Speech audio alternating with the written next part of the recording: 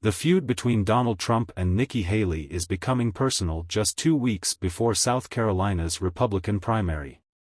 But before we go to the good stuff, please use some time to like this video and hit the subscribe button.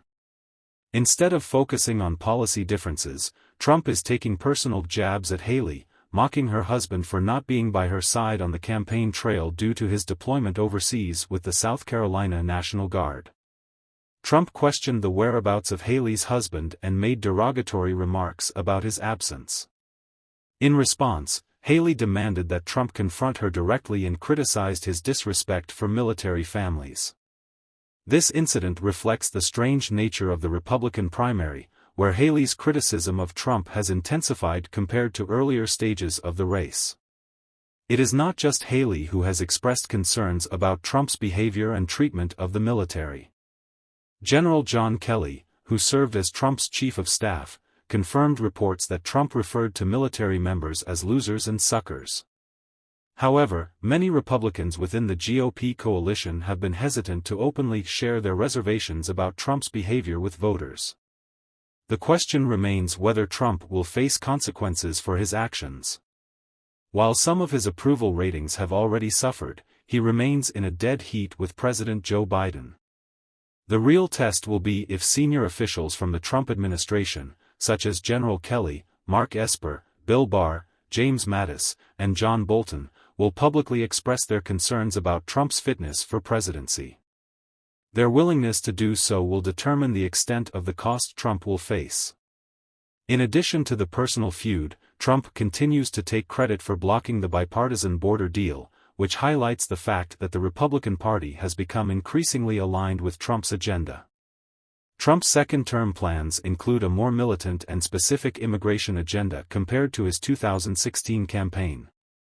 He has expressed intentions to initiate mass deportations and implement large-scale raids and internment camps. Furthermore, he has suggested requisitioning National Guard troops from red states to enforce his immigration policies in blue states. These radical proposals demonstrate the shift in the Republican Party and the lack of engagement with Trump's second-term agenda. The absence of debate on these issues allows Trump to present a distorted vision for the future of the party. Meanwhile, Trump's comments about NATO countries and his willingness to abandon them if they do not contribute enough financially demonstrate a departure from the principles of past Republican leaders like Ronald Reagan. As the Senate tries to pass aid to Ukraine, Israel, and Taiwan, Trump's stance raises concerns about his commitment to defending NATO allies against Russian aggression. While many Republican senators may be willing to support the deal, they represent a remnant of the Reagan Party that prioritized standing up against such aggression. The lack of substantial discussion and debate about Trump's second-term plans is a significant issue, as it leaves voters unaware of the potential consequences of his policies. Overall, the personal feud between Trump and Haley is just one example of the larger dynamics within the Republican Party.